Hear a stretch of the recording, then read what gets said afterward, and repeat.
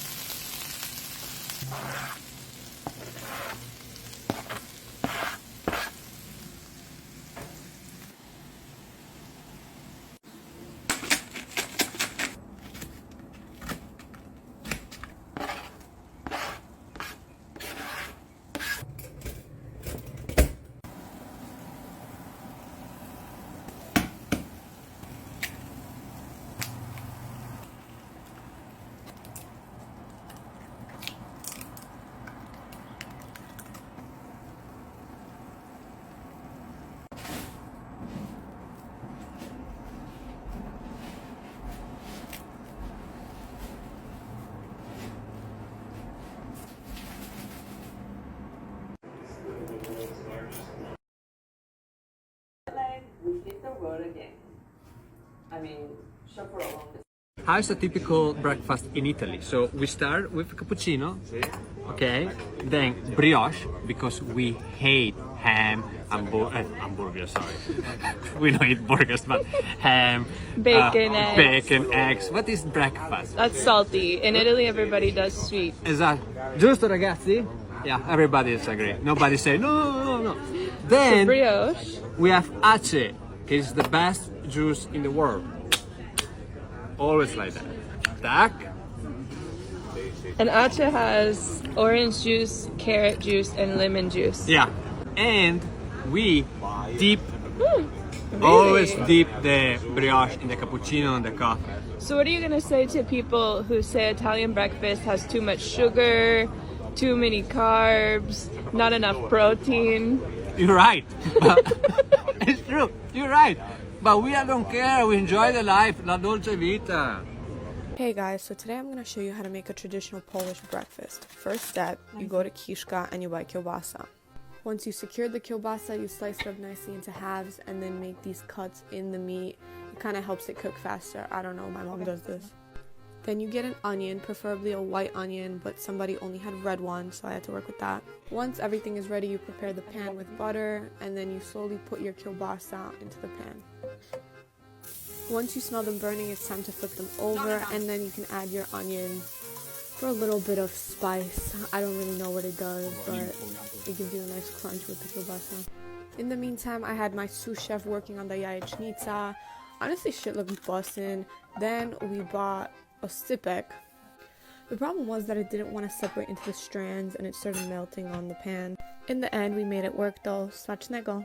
Let's make an easy breakfast together. So I have gotten into the routine of doing this for a few days now, and it is getting a little bit easier. Might switch it up a little bit tomorrow, but this is one of the things that I love eating. I love a good cucumber salad. It's quite simple to make. I always like using two types of chili oil because I feel as though one is for the flavor and one is for the spice. Something about making my food at home just puts me at ease. And the salmon was absolutely perfect. I just put it in the air fryer. You know we have to have our plums. I am still not sure about how I feel with the whole breakfast thing. I haven't had breakfast as part of my routine for many years. I know that it's not good for me, but I'm genuinely not a morning food person. I don't get hungry in the mornings, and it's very much of a struggle for me to eat breakfast. But we'll see. I'm gonna give it a few more days and see how I feel. I will have to say that this type of breakfast doesn't make me as lethargic, and I do feel like I have more energy throughout the day, but it could be mental. For our breakfast, we have a piece of salmon, lots of good omega-3s, and then we have cucumber salad, natto, which is fermented soybean, pickled plum, I love these, and onigiri, and this is with furikake.